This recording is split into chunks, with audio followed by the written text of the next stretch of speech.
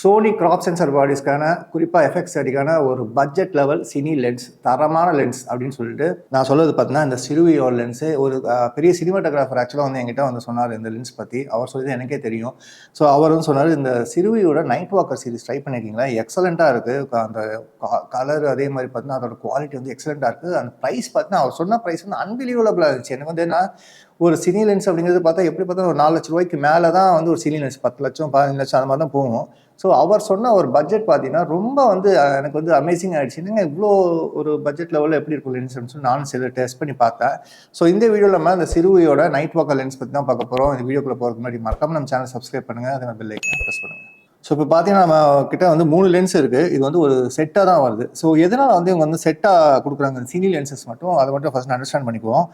Cine லென்சஸை பொறுத்தவரைக்கும் இந்த CCIன்னு சொல்கிறோம், கலர் கான்ட்ரிபியூஷன் இண்டெக்ஸ். அதாவது நம்ம ஒரு லென்ஸில் ஒரு ஷாட் எடுக்கிறோம், வேற ஒரு லென்ஸ் சீரீஸில் வந்து இல்லை வேற ஒரு பிராண்ட் லென்ஸை வந்து அடுத்த ஷாட் எடுக்கும் போது கலர் வந்து டிஃப்ரென்ஸ் வரும்.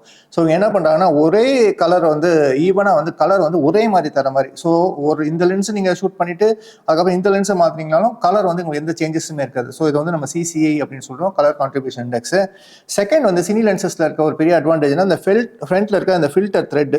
இது பார்த்தீங்கன்னா எல்லா லென்ஸ்லையுமே வந்து இந்த 3 லென்ஸ்லையுமே ஒரே 67 mm தான் இருக்கும் ஃபில்டர் த்ரெட் பார்த்தீங்கன்னா உங்களுக்கு ஒரு 67 mm தான் இருக்கும்.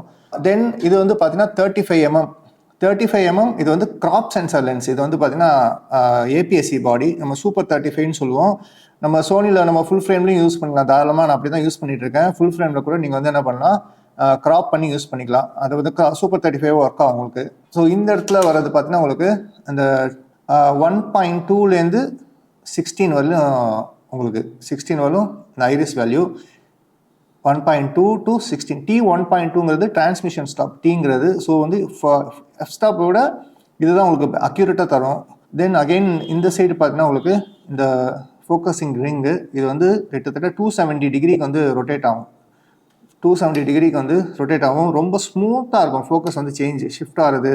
இதெல்லாமே ரொம்ப ஸ்மூத்தாக இருக்குமே தவிர ஒரு இதாக இருக்காது, ஒரு ஹார்டாக இருக்காது. நம்ம ஸ்டில் லென்சஸ் மாதிரி இருக்காது. எப்பயுமே சினி லென்சஸ் பார்த்தீங்கன்னா இந்த மாதிரி கியர்டு தான் கொடுத்துருப்பாங்க. ஏன்னா இப்போ நம்ம அந்த PD மூவியில் இருக்க இந்த மாதிரியான ஒரு லைடர் ஃபோக்கஸிங், ஆட்டோ ஃபோக்கஸிங் இதெல்லாம் யூஸ் பண்ணுறோம் அப்படிங்கும்போது உங்களுக்கு கரெக்டாக அந்த கியரில் போய் இது வந்து செட் ஆச்சுன்னா உங்களுக்கு ஃபாலோ ஃபோக்கஸ் பண்ணுறது ரொம்ப ரொம்ப ஈஸி. தென் இது எல்லாமே பார்த்தா மெட்டல், ஃபுல்லாக மெட்டல் கன்ஸ்ட்ரக்ஷன். ஃபுல்லாகவே பார்த்தீங்கன்னா மெட்டல் கன்ஸ்ட்ரக்ஷன். இது வந்து 35, இது வந்து 24, அதே மாதிரி இது வந்து பார்த்தீங்கன்னா உங்களுக்கு 55ங்கிறது இன்ட்டு 1.5 கிராப் ஃபேக்டர் போட்டிங்கனாலும் கிட்டத்தட்ட ஒரு 82 mm வரும். ஸோ இப்போ இந்த லென்ஸில் வந்து ஒரு 3 விஷயங்கள் நம்ம வந்து ஃபஸ்ட்டு செக் பண்ண வேண்டியது இருக்குது. என்னென்னா லென்ஸோட ஷார்ப்னஸ்ஸு, செகண்ட் வந்து லென்ஸோட ஃபோக்கஸ் பிரீத்திங் இருக்கான்னு. ஏன்னா ஸ்டில் லென்சஸில் வந்து அந்த ஃபோக்கஸ் பிரீத்திங் வந்து இஷ்யூ வரும். ஏன்னா ஃபோக்கஸ் வந்து ஷிஃப்ட் ஆகும்போது லைட்டாக வந்து பிரீதிங் இருக்கும். ஸோ இந்த மாதிரி சினி லென்சஸில் அது வராது. ரொம்ப அந்த கூட ரொம்ப மினிமலாக தான் இருக்கும், ரொம்ப நெக்லிஜிபிளாக தான் இருக்கும். ஸோ அது நம்ம செக் பண்ண போகிறோம். இப்போ அந்த சாம்பிள் ஃபுட்டேஜ் நான் வந்து ஷேர் பண்ணுறேன்.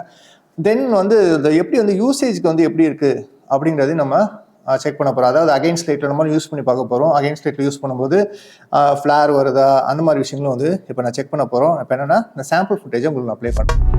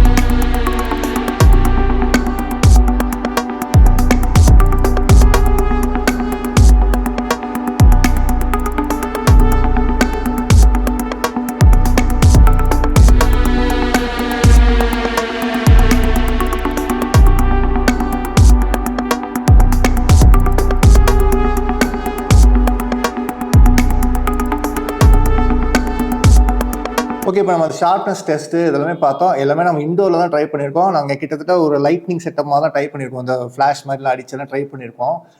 ஏன்னா வந்து இந்த சைக்ளோனால் எங்களால் வந்து பெருசாக வெளியே போக முடியல. ஸோ இந்த சிறுவி இந்த நைட் வாக்கர் சீரிஸோட ஒரு மிகப்பெரிய அட்வான்டேஜ் என்னன்னு பார்த்தீங்கன்னா இந்த லென்ஸோட ப்ரைஸ், தென் இந்த லென்ஸோட வெயிட். லென்ஸோட வெயிட் பார்த்தீங்கன்னா 600 கிராம்ஸ் தான். எல்லா லென்ஸும் ஒரே வெயிட் தான், ப்ளஸ் ஒரே ஃப்ரண்ட் டயமீட்டர் அந்த 67 மில்லிமீட்டர்ஸ் தான். ஸோ நீங்கள் வந்து கிம்பலை நம்ம யூஸ் பண்ணும்போது கூட குவிக்காக சேஞ்ச் பண்ணும்போது நம்ம ரீபேலன்ஸ் பண்ணணும்னு அவசியம் கிடையாது. ஓகே, இப்போ வந்து இந்த லென்ஸ் ஒரு கன்க்ளூஷன் அப்படின்னு சொல்லி பார்த்தீங்கன்னா, லென்ஸில் வந்து எனக்கு இம்ப்ரெஸ் ஆனது ஃபஸ்ட்டு இந்த லென்ஸோட பில்டு குவாலிட்டி. ஏன்னா இந்த லென்ஸ் பார்த்தீங்கன்னா உங்களுக்கு வந்து ஒரு பட்ஜெட் லென்ஸில் வருது. நான் பட்ஜெட்னு சொல்கிறேன், இந்த ப்ரைஸ் நான் சொல்லலை. அஃப்கோர்ஸ் நான் ப்ரைஸ் வந்து நெக்ஸ்ட் நான் சொல்கிறேன்.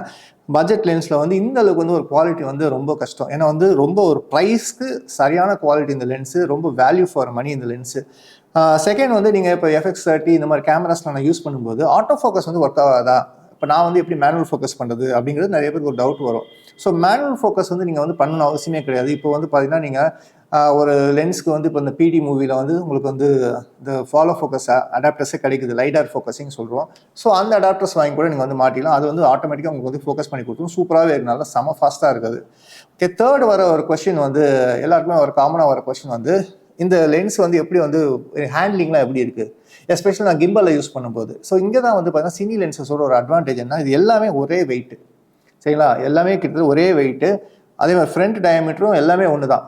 ஸோ நீங்கள் வந்து ஒரு கிம்பலை நம்ம வந்து யூஸ் பண்ணும்போது டக்குன்னு இந்த லென்ஸை கழட்டி மாற்றும் போது நம்ம ரீபேலன்ஸ் பண்ணணும் அவசியம் கிடையாது. ஸ்டில் லென்ஸஸில் பண்ணுற மாதிரி நம்ம வந்து ரீபேலன்ஸ் பண்ணணும்னு அவசியம் கிடையாது.